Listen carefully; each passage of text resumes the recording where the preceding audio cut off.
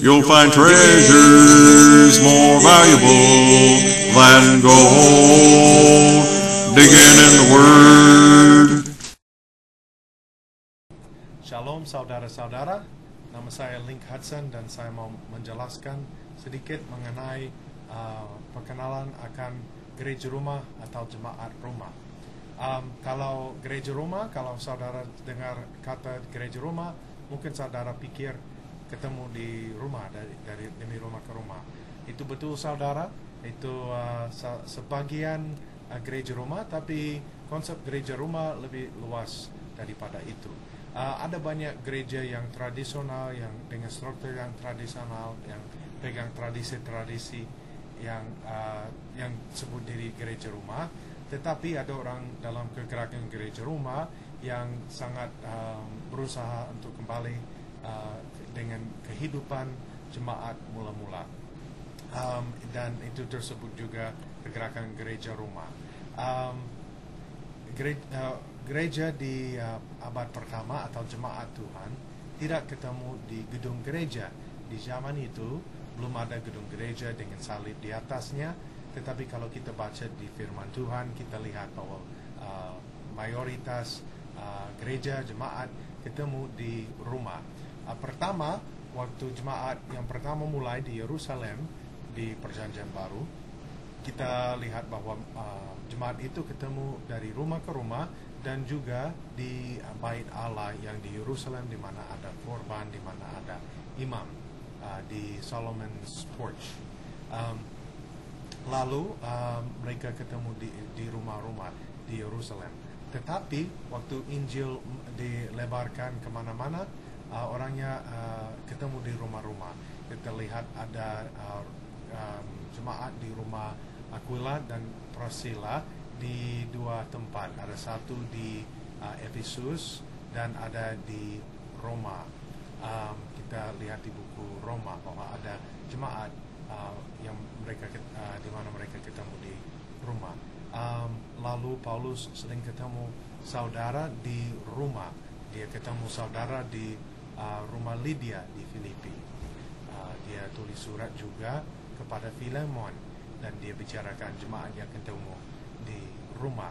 Ada jemaat yang ketemu di rumah Nimfa, dan Gaius di Korintus menerima Paulus dan seluruh jemaat. Bisa jadi kumpulan jemaat di rumahnya Gaius.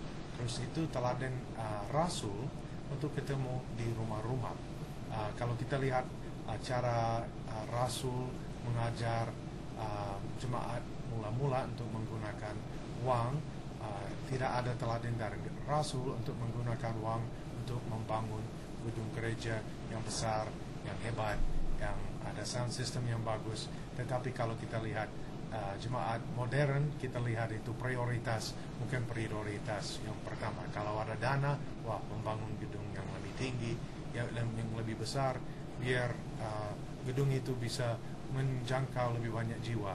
Tetapi saudara, dalam puluhan tahun saya dalam Kristus, saya belum pernah lihat gedung gereja menjangkau satu jiwa pun. Tidak ada gedung gereja yang pernah menginjakan kepada orang.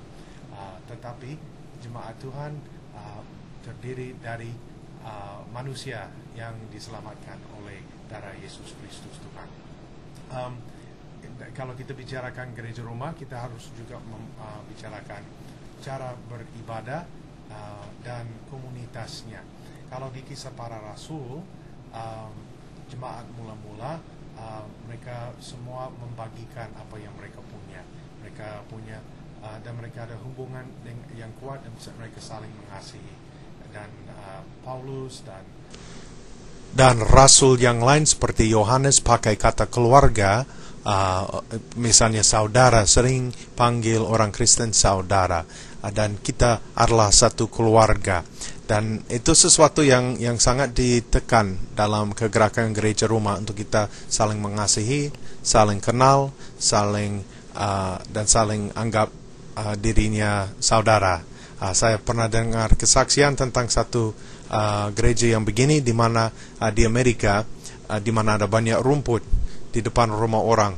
Terus orang ini di gereja ini suka potong rumput saudara mereka yang dari gereja mereka, karena Dan kalau saya mau dulu saya mau pindah, saya di satu gereja rumah yang begini, dan orangnya datang ke rumah saya, nelpon saya dan bilang kapan mau pindah, kita mau ke sana untuk bantu, dan mereka datang bantu saya meminjamkan truk untuk bawa barang.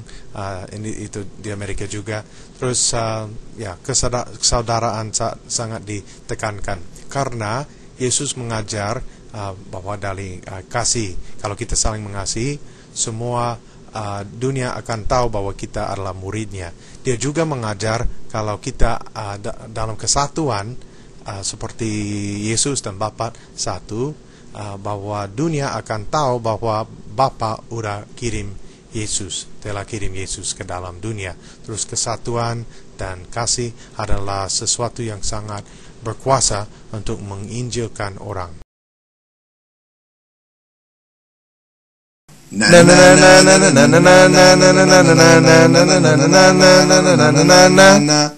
got the book.